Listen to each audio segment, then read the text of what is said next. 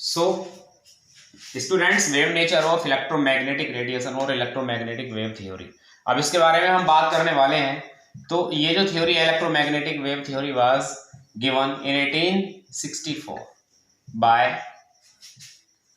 Clark Maxwell. Understand, this theory was given by Clark Maxwell in 1864। किस चीज को बताने के लिए? देखिए, मैं आपको बता देना चाहता हूं कि रदरफोर्ड, देखिए हर एक एलिमेंट जो है, हर एक एलिमेंट के पास में एक लाइन स्पेक्ट्र होता है। हर एक एलिमेंट के पास में अपने एक लाइन स्पेक्ट्र होता है, जो कि रदरफोर्ड मॉडल हर एक एलिमेंट के लाइन स्पेक्ट्रा को एक्सप्लेन कर नहीं पा रहा था। उसमें जो रेडिएशंस होते हैं, हर एक एलिमेंट के अपने जो रेडिएशंस होते हैं उनको एक्सप्लेन नहीं कर पा रहा था रदरफोर्ड मॉडल। तो उन सब चीज़ों को, उन सारी कमियों को दूर करने के लिए क्लार्क मैक्सवेल ने 1864 को इलेक्ट्रोमैग्नेटिक वेव थ्योरी जो है यहाँ पर दे दी। और इलेक्ट्रोमैग्नेटिक वेव थ्योरी के उन्होंने अपनी कुछ बातें बताई। वो क्या क्या बातें रही होंगी? इलेक्ट्रोमैग्नेटिक वेव थ्योरी की अपनी कुछ बातें उन्होंने बताई। सबसे पहले उन्होंने ये बताया, द एनर्जी एमिटेड, यानी कि जो एनर्जी होती है वो एमिटेड होती रहती है, एमिट होती है। The energy emitted from any source, किसी भी सोर्स से। The energy emitted from any source, यानी कोई भी जो सोर्स है। सपोज दैट ये मेरे पास में सोर्स है, मेरे पास लैंप है, हीटर है, इलेक्ट्रिक हीटर कह लीजिए, इलेक्ट्रिक हीटर बेस्ट है, या कोई रोड ले लीजिए जिसके अंदर से इलेक्ट्रिक करंट पास हो रहा है, ये इलेक्ट्रिक बल्ब ले लीजिए, उसमें इलेक्ट्रिक करंट पास हो रहा है और उसमें से रेडिएशन भी निकल रहे हैं। इलेक्ट्रिक हीटर में से भी रेडिएशन निकलते हैं।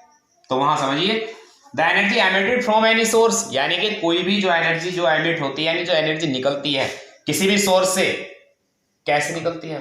कंटिन्यूअसली।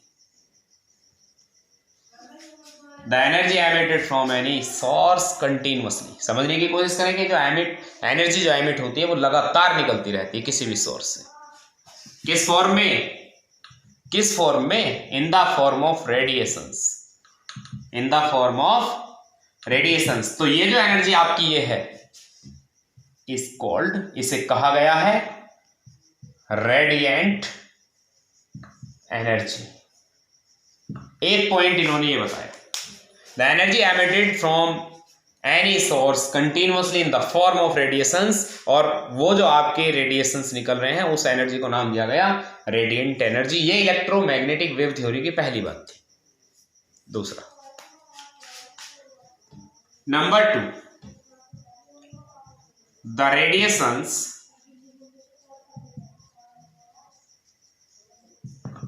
कंसिस्ट ऑफ, यानी कि जो रेडिएशंस होते हैं वो मिलकर बने होते हैं।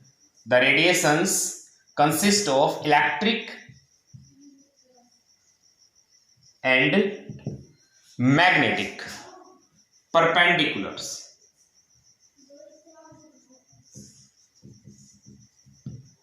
जो रेडिएशंस होते हैं वो मिलकर बने होते हैं इलेक्ट्रिक और मैग्नेटिक परपेंडिकुलर्स से। ये दो बातें अब तक आ गई। पहली चीज क्या थी? Energy emitted from any source continuously in the form of radiations, और उन रेडिएशंस को कहा गया था रेडिएंट एनर्जी। दूसरी बात, जो रेडिएशंस आपके होते हैं वो मिलकर बने होते हैं इलेक्ट्रिक और मैग्नेटिक परपेंडिकुलर्स से। दो बातें आपकी यहां तक आ गई हैं। अब मैं आपको तीसरे नंबर पर इसकी जो इलेक्ट्रोमैग्नेटिक वेव थ्योरी की जो तीसरी बात है, मैं आपको अब वहां लेकर के जाना चाहता हूं। और वो तीसरी बात क्या थी? कि जो आपके रेडिएशंस हैं,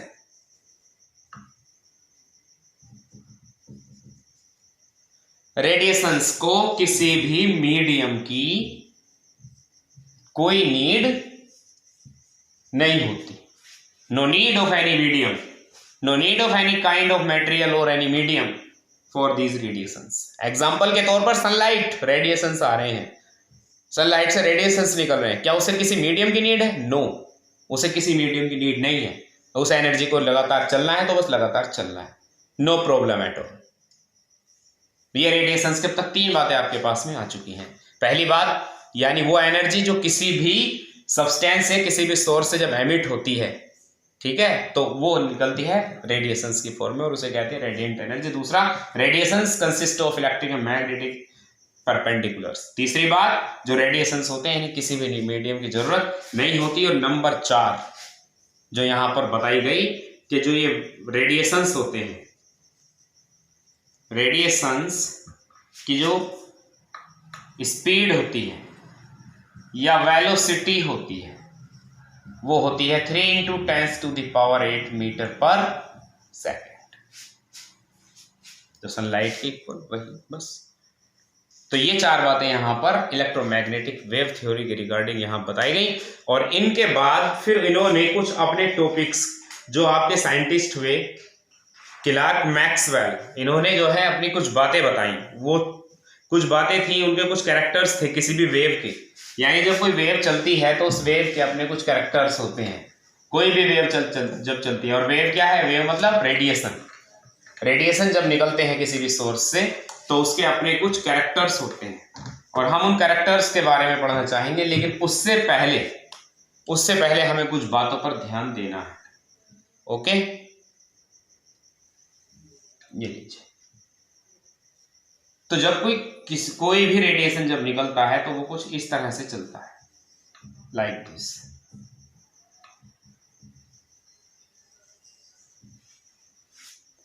ठीक है, कोई भी रेडिएशन जब चलता है तो वो इस तरह से चलता है।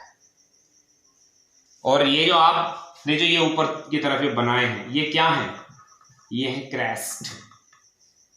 ओके, और ये क्या है, ये है ट्रफ्स।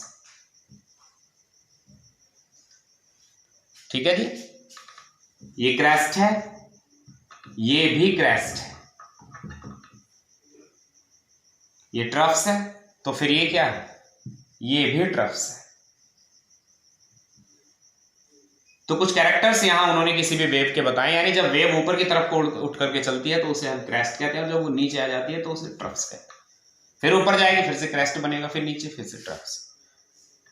तो इनके कुछ कैरेक्टर्स थे। Character number 1, wavelength.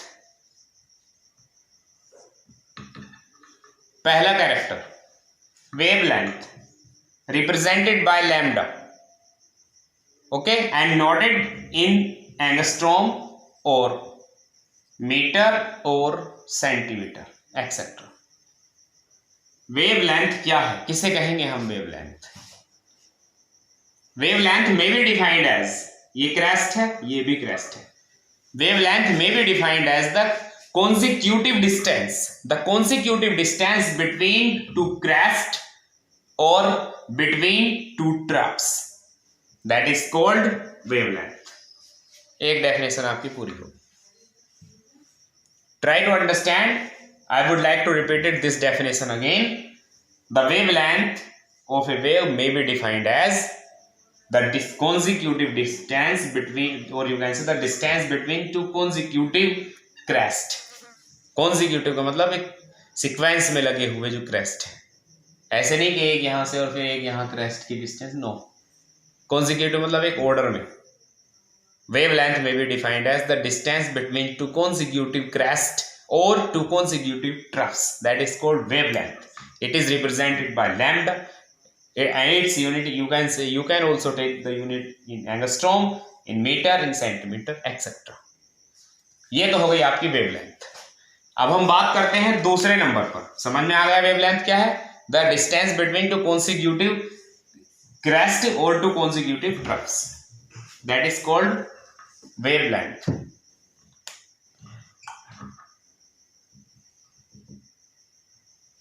अब हम बात करते हैं यहां पर फ्रीक्वेंसी के रिलेटिव।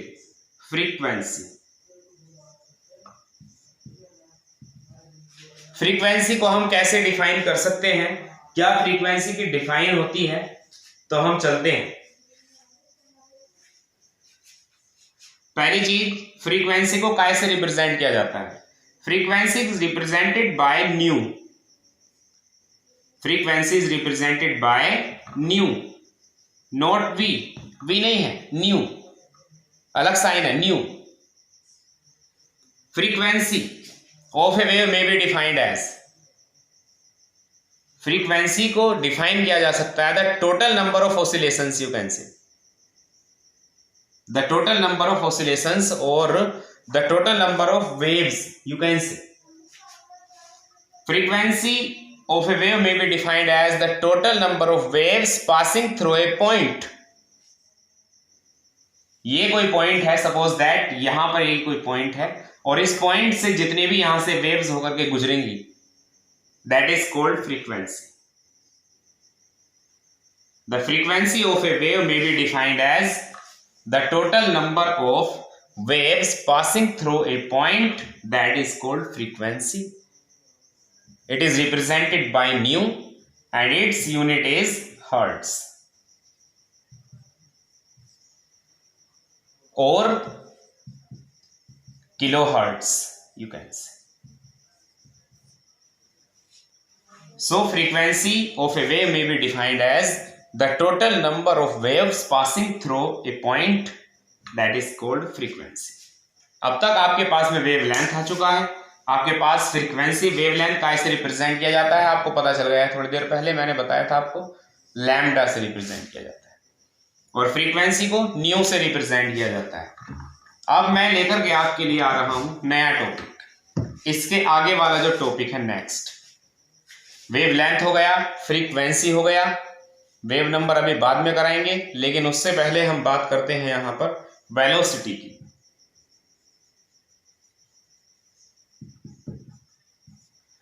Velocity VE.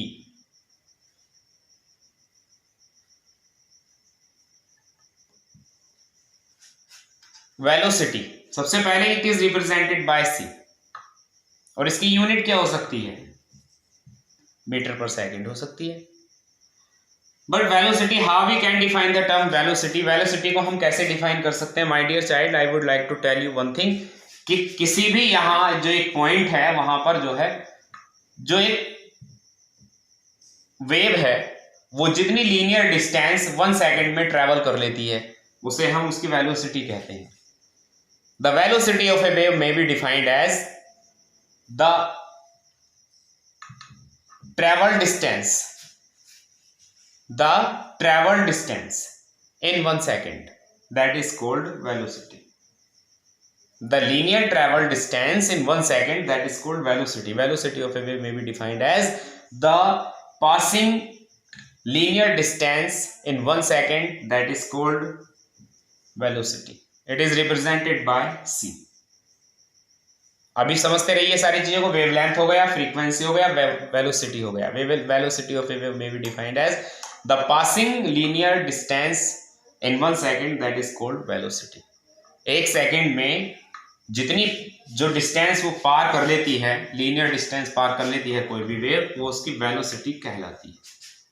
ठीक है. अब मैं आपको लेकर के चलता हूं amplitude.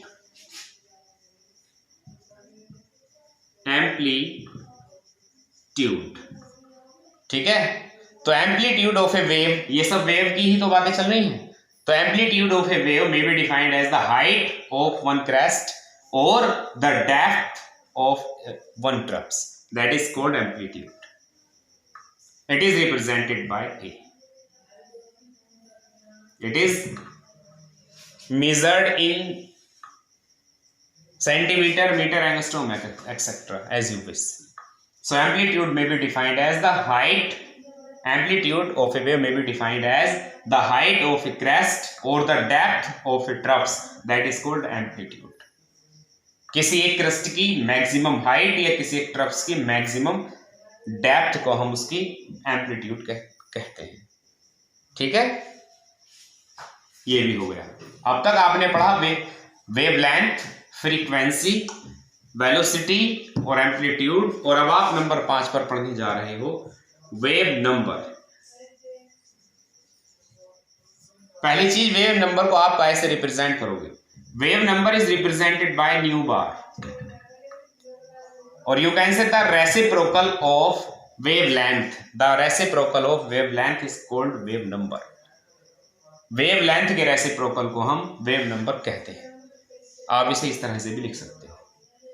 The wave number of a wave may be defined as the reciprocal of wavelength, that is called wave number. या अगर आप चाहो तो इसकी डेफिनेशन भी अलग तरीके से लिख सकते हो. उसको कैसे लिखेंगे, wave number may be defined as the total number, यहाँ से लेकर के यहाँ तक अगर मान लीजिए कि 1 सेंटीमीटर है तो आप कैसे कहेंगे वेव नंबर, ये यहाँ से लेकर के यहाँ तक 1 सेंटीमीटर मान लीजिए पूरी की पूरी, बहुत सारे यहाँ पर आपके क्रेस्टो ट्रप्स हो सकते हैं 1 सेंटीमीटर में, नो प्रॉब्लम एट ऑल। तो wave number of a wave may be defined as the total number of waves in 1 centimetre, 1 centimetre में जितनी वेव्स आपकी होती हैं वो कहलाती है उसकी वेव नंबर, या wave number is reciprocal to the wavelength, ये भी आप लिख सकते हो। तो ये 5 पॉइंट आपके हैं जो कि इलेक्ट्रोमैग्नेटिक थ्योरी से रिलेटेड है। क्या क्या हो गए 5 पॉइंट आपका, नंबर फर्स्ट पर हो गया आपका wavelength, frequency, velocity, amplitude and at last wave number. उम्मीद करता हूं आपके ये सभी पॉइंट समझ में आए होंगे। अब मैं आपको दिखाने जा रहा हूं रिलेशन बिटवीन किस किस के बीच में relation, wavelength, frequency and velocity, इसके न्यूमेरिकल्स। बस यहां जो है मेन आपका एक तो जो पीछे फॉर्मूला आपका गया है तो वो, और एक अब ये वाला relation between wavelength, frequency and velocity. तो वेवलेंथ मतलब लैम्डा इज इक्वल टू हमेशा होता है c मल्टीप्लाई न्यू, ठीक है, इसको आप इस तरह लिख सकते हैं। तो अगर आप न्यू को बाहर लेना चाहते हो तो that is c upon lambda, समझे। तो ये रिलेशन आपका इसमें बन जाता है। न्यू क्या है, वेयर लिख सकते हैं आप, न्यू क्या है, फ्रीक्वेंसी है, c क्या है, वेलोसिटी है, और लैम्डा क्या है, वेवलेंथ। ओके, तो ये आज का हमारा सिर्फ आज का इतना टॉपिक था। बाकी इसका जो वर्क है मैं आपको कल आपको इसके न्यूमेरिकल्स प्लस इसकी और सारी चीजें कराते हैं। Okay students, thank you and have a nice day. Good morning everyone.